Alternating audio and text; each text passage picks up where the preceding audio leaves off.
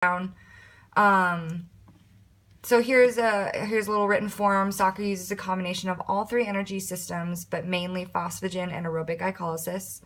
The center mid position is the most active position on the field from an aerobic standpoint compared to a goalie. So what that means is, obviously, if I was choosing a goalie position for this project, my training regimen would probably be completely different. It would probably be more resistance training than it would be aerobic training or sprints or agility, anything like that. Because a goalie does not nearly use as much aerobic power throughout the game as a center mid position or pretty much any other position on the field. So from this standpoint, it's very important to note that I chose a center midfielder position rather than a goalie, which is a little bit more freestanding.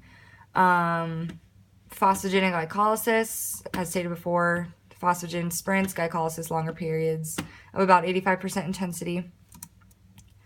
So here we have test selection. This is for testing the levels of fitness for your athletes. My program has a training regimen that states the goals on the top. It just says, hypertrophy, muscular and power, and then it also has training status on the bottom. And training status goes from beginner, intermediate to advanced. And so these tests are to determine which one of those that you are. I chose a 12-minute run, a T-test, a 40-yard sprint, a push-up, a 1-rep max back squat, and made sure that all of these tests were in the correct order, as that is very important. You do not want to overload your athletes. And also to make sure why I chose these. So just a couple of questions from earlier in the course, what does the data provide? A 12-minute run results in aerobic capacity. T-test results show the level of agility. Same with the 40-yard sprints. The push-up, the level of muscular endurance. The 1-rep max back squat, the level of muscular power.